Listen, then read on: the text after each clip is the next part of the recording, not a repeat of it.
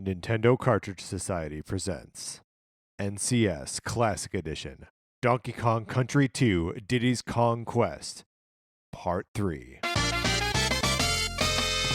Welcome to Nintendo Cartridge Society. My name is Patrick Ellis, joined as always by my co-host Mark Mitchell. Hey, Mark, Patrick, how's it going? I'm a little frustrated. Oh, man. I'll admit I'm a little frustrated. Just want to tip this table over I and wanna go stomp around on it. That's right. I want to flip it over. I want to call it a dumb monkey, and I want to tell it it's bad. Boo. Boo monkey.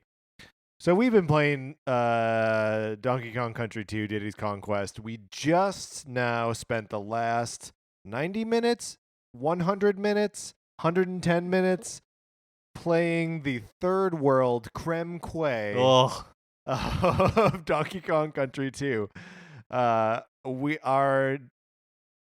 We have soured on this experience. Was there anything we like? Were there any levels we liked in this world? I don't think so. So No. I mean, for starters, the aesthetic for most of this is like swampy and gross and slimy. Now, on the HD TV that we are playing this on, Mm-hmm. there's a swamp level where you're jumping on like reed to reed, and it is difficult to tell. Obviously, once you fall into the muck, you know you're not supposed to land there. Yeah, once you've died, that's Yeah. obvious. But just looking at it, it doesn't look like it's a bog or anything. No, and which is so weird because the game is so good at communicating like water elsewhere, that as soon as you get into the swamp world, it's like, go ahead, you're fine. So the levels do interesting things, Yes, right? yes, but But it's not the most fun. it's not the most fun. And I think I mentioned this, if not while we were not during the last episode, maybe while we were playing, that the game has a habit of just giving you the hardest version of whatever challenge it's presenting you with almost right away. That like it teaches you it teaches you like how the mechanic of the level works, and then gets you to the hardest possible version of that challenge before the level is over. And I feel like that happened in all these levels, right? Like the one that you were saying where you're like kind of jumping from like reed to reed. You have to do a lot of like bouncing off of dragonflies and like timing it so you're not getting hit by bees. And there was Bramble Blast in here, which by all accounts is a well-regarded level and has awesome music. Where it's a series of being shot from barrels, and like you're so deep into it. It's all this like complex maze, and it's all so hard. I don't know, man. My least favorite level by far was the one where the water's rising, and there's that stupid piranha. Just want to tip that piranha over and like stomp on it. Yeah, and call it a bad monkey. Yeah, so there's this level where it's another one of these vertical levels, which we were praising last time. We are praising the fact they exist. Right. I no longer think that they get a pass for merely existing. It's one of these where the water level keeps rising, but you can't spend any amount of time in the water, right? Like you spend a second in the water and it's chomp, chomp, chomp. And you can't kill the piranha, No. even with the like invincibility Yeah, power up. I tried. How we tried. Oh, how we tried. We sunk life after. Oh, okay. So one of the things that we did to prepare for playing through this world was we went back to World 1. We're like, let's farm some lives and coins and stuff. Great. We go back to World 1-1. We run through it maybe 5 times, walk out of there with 45, 46, 47 lives, right? Which you have to because we saved and then quit, and when you come back, all your stuff is gone. This is an important thing to note. And you have to pay coins in order to fly in Funky's airplane. Right. So whatever world you save in, you're stuck there until you get more coins. So that's first things first, is to get out of the world 2 that we were in. We needed to go into a level, find 2 coins, go to Funky's flights, fly to World 1. Maybe unless we had 15 of those bigger coins. I see what you're saying. And we may have been able to take his barrel and blast out of there. Or maybe what he does is he lays like a permanent path so you don't have to Oh, yep. pay it in the future. That's probably it. That's probably it. It's man. You're talking about Clubba. Yeah, Clubba. I always forget his name. Well, it's Clubba, okay? Hey, don't take out your frustration with this game on me. Who am I supposed to I'm take just it out living on? in this world. I'm just living in this Donkey Kong country. I mean I don't know, Mark. I was having a lot of fun earlier today when we were playing this game, and I don't know that I was having the same fun. I don't know. I don't hate it. It is frustrating. I think it was more frustrating because we put a time limit on ourselves Yes. to try to like get through it in a timely manner, and I think that we don't have the benefit of being like, okay, I'm just gonna set it. I mean, we could give ourselves that benefit. We have not. We're though. depriving ourselves of the benefit of just saying it down and being like, do you know what? I'm gonna step away from this for a second, and then coming back to it, which often helps. Right, but I mean, I would argue that well, we are able to play the game that way now. If we were playing this game on the Super Nintendo, we would have one opportunity to save and walk away and come back. Sure. Although I guess we would just spend the coin. No, but then you wouldn't have lives. Then I mean, like it's very challenging. Yeah. I also we're playing on the Wii U and we're using the Wii U Pro controller, and I do not think it's a great controller for this sort of thing. Like it feels unwieldy. yeah, You're holding like the two nubs and your thumbs are pointed inward. Like Yeah. it's just like yeah. There's too much like extra information on that controller, and you really just want the simplicity of the Super Nintendo controller. yeah, I almost wonder if we were playing it on just a Wii controller. Yeah, or like I guess you would need the buttons. Yeah, well, what about like the Wii Pro controller? Yeah. Because that was a lot more Super Nintendo shaped, and the sticks are like inset. Because it like the main directional input is the D-pad, which is kind of what we need. So there are some levels that are doing interesting things and we found frustrating. There's the level where you turn into the snake. Let's talk about the level where you turn into the snake. I didn't hate it. Yeah, it was cute. Yeah, it's like it's challenging, but for me it was the right type of challenging where and you know what? We'll probably have people telling us that level's super easy, like none of these are supposed to be challenging. Okay, fine. If someone wants to like be like, oh, these guys aren't good at video games, like whatever. Do you think you would be better at this as a child than you are now? No, I don't. I mean, I think I could have learned the levels with more patience than I can now, but I don't think that, like, if you were to drop Patrick at 12 and Patrick at 34 in on these levels cold, I would do better on them now than I did when I was 12. I don't have any desire to go back to any of the ones that we just played and look for secrets. Oh, no, me neither. Me neither. I'm happy to just get through them. And when I say happy, I mean like filled with rage. But the snake, okay, so let's talk a little bit more about the snake level because it was interesting and kind of cool. So you walk in to the ship or whatever, and there's a barrel with a snake on it. A lot of ship stuff. A lot of ship stuff, yeah. It seems kind of redundant to the first world, which is all ship stuff. But so instead of riding the snake, you become the snake. Mm-hmm. You are the snake. You are the. What were we saying with Snake Pass the other day? Like live by the snake, die by the snake. Yeah. And it's that. So you just become the snake, and it's like they designed a whole level that is supposed to be you riding the snake, but they're like, oh, you know what? The level doesn't work if you're a monkey. So just turn you into a snake. So I wonder if in the future there will be like the spider level. Yeah.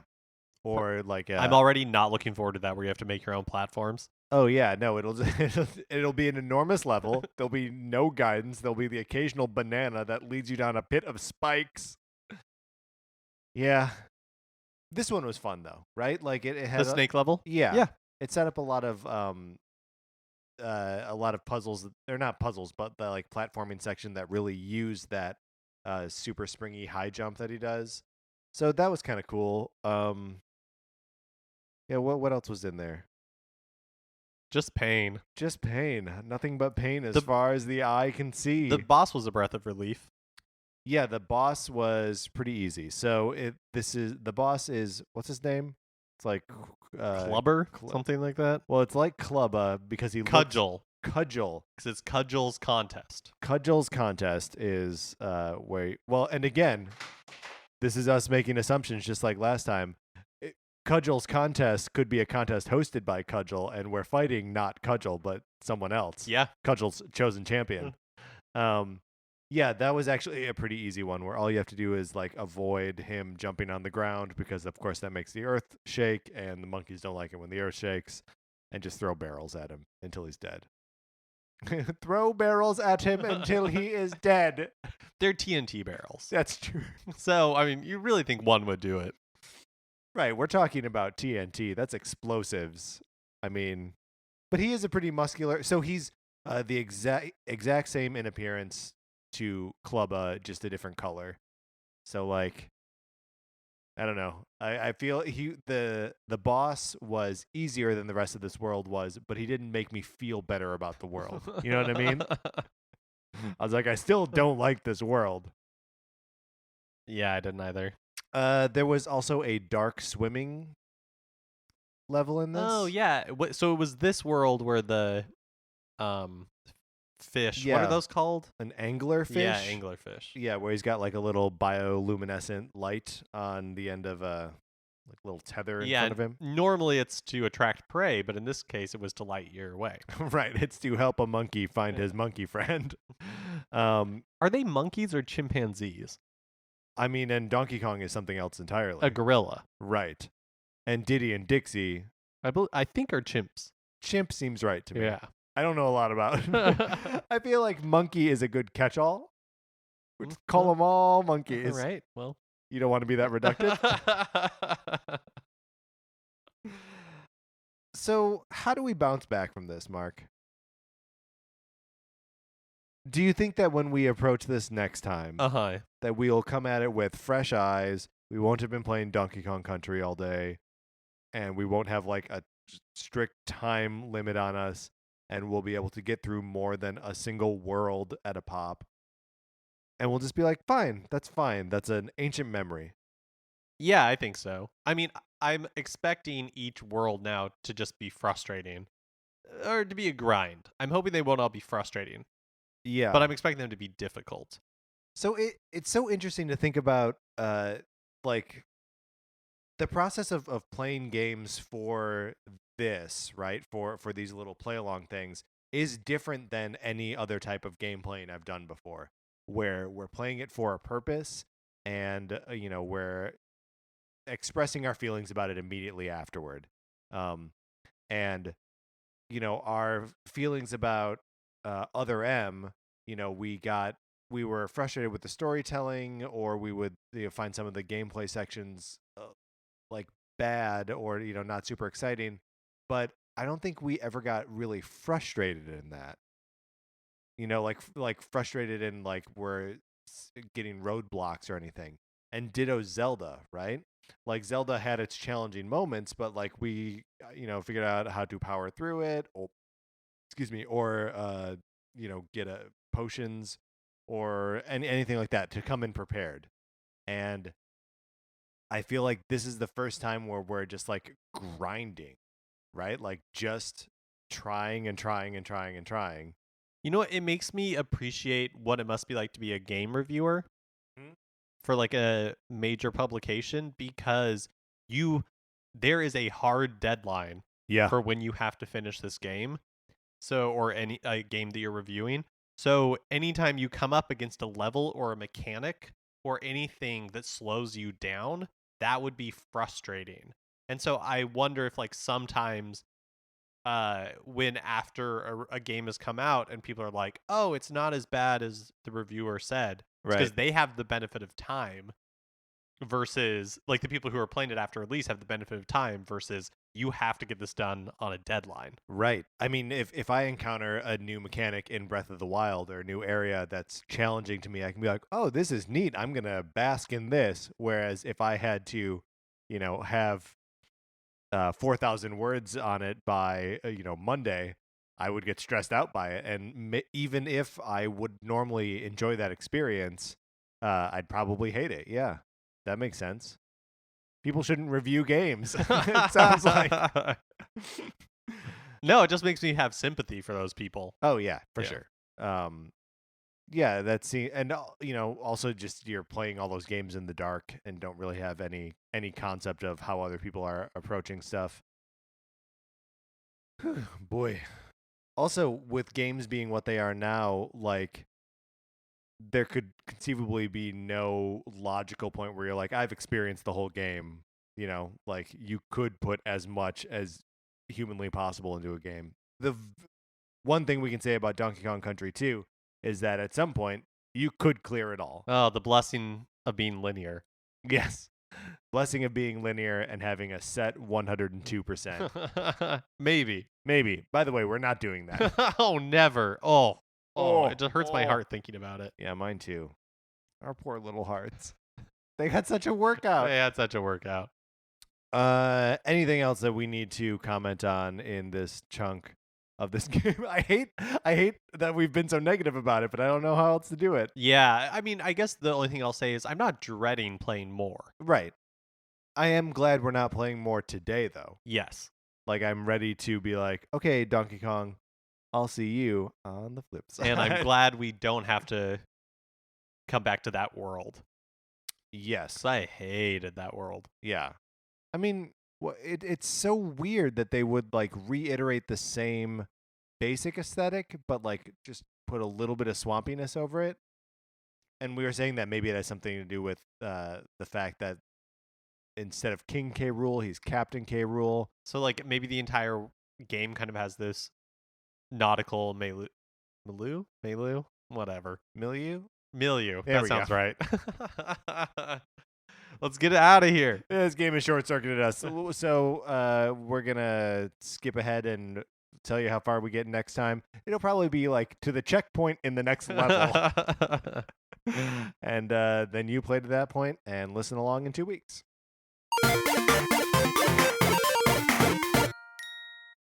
Here's how far you need to play. You got 2 worlds in front of you for the next 2 weeks.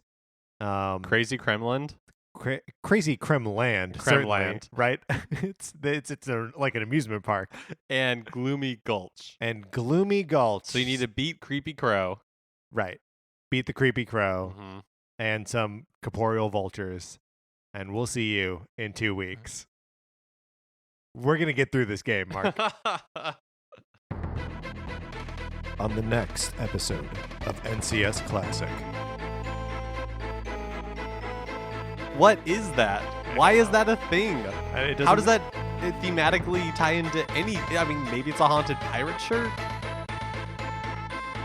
You're a nautical guy.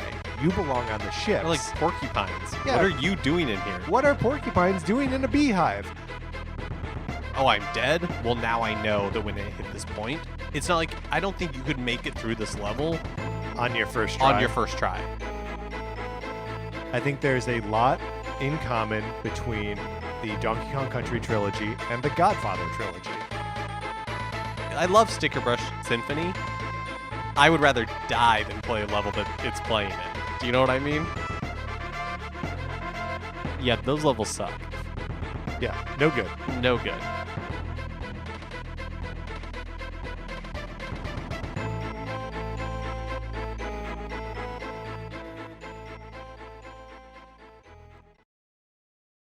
What's a Creative Podcast Network?